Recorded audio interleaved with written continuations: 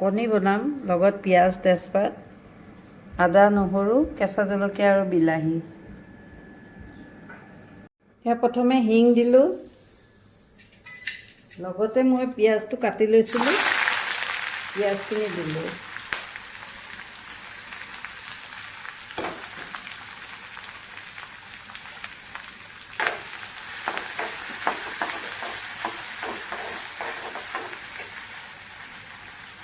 এইখিনি লৰাই থাকোঁতে 1 চামুচ আদা নহৰু পিচি লৈছিলোঁ, এই আদা নহৰু 1 চামুচ দিলোঁ পিচি লোৱা।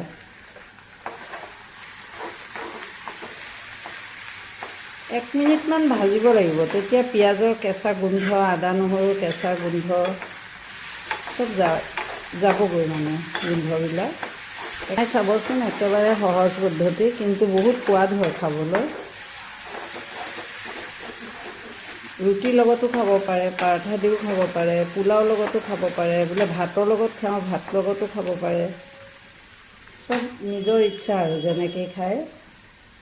এয়া আধা চামুচ হালধি দিলোঁ, হালধিৰ লগতে মই এয়া আধা চামুচ জিৰা পাউডাৰ, আধা চামুচ ধনিয়া পাউডাৰ, এইখিনি পুনৰ এনেকৈ লৰাম।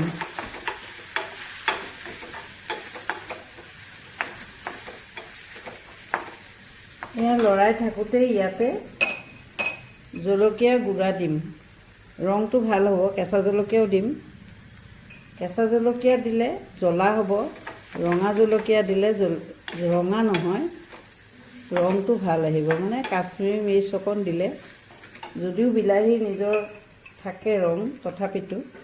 আৰু এই 1 চামুচ কেঁচা জলকীয়া পিচি দিলোঁ। ইমান ইজি চাওক বনাবলৈ।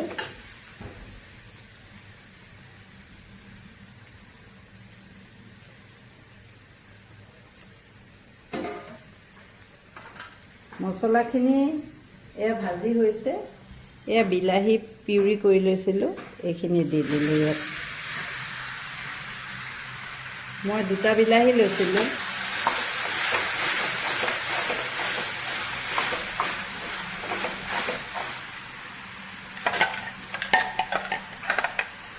পিউৰিখিনিও অকণমান ভাজি ল'ব লাগে, তেতিয়া কেঁচা বিলাহীৰ গোন্ধটো যাব।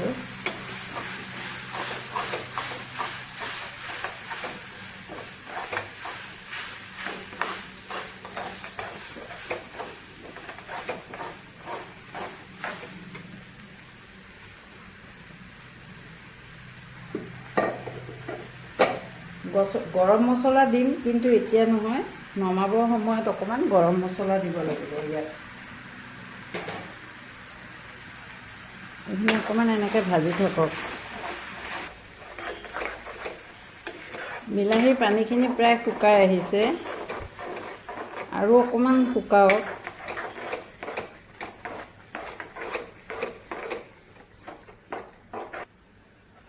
এইখিনি শুকাইছে। বিলাহীখিনি তেলত অলপ ভাজি ল'লোঁ। এতিয়া কণীকেইটা ইয়াত এনেকৈ ঢালি দিম।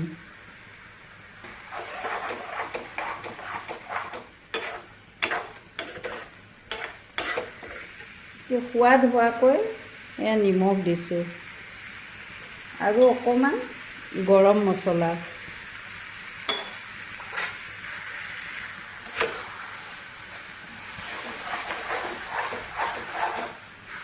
এতিয়া এইটো কি কৰিম জানে, এনেকৈ ভাঙি পেলাম, কণীকেইটা ভাঙি দিম।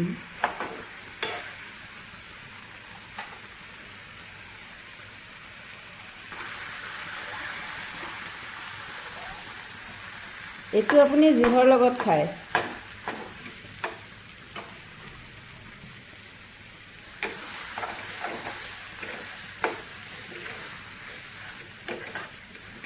এতিয়া ইয়াতে অলপ পানী দিম, এই যে মছলা ধোৱা পানীখিনি, সেইখিনিকে দিলোঁ।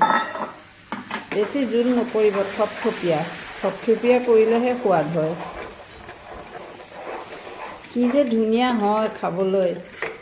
ওপৰত আৰু এটা তেজপাত দিম, মই পুৰি পেলাই দিম তেজপাতটো। এইটো তেজপাত দি দিলোঁ।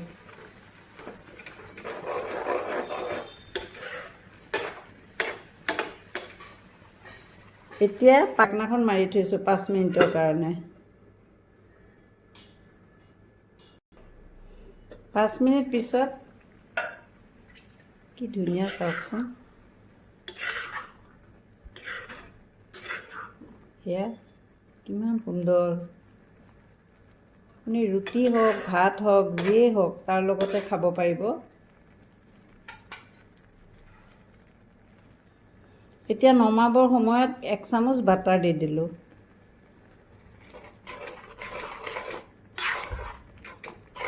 বাটাৰ দি লৰাই দিছোঁ।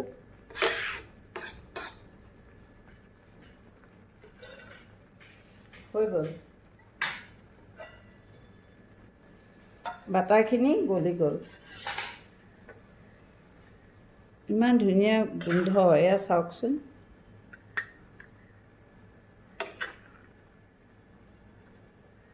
কি ধুনীয়া ৰং, কি ধুনীয়া সোৱাদ।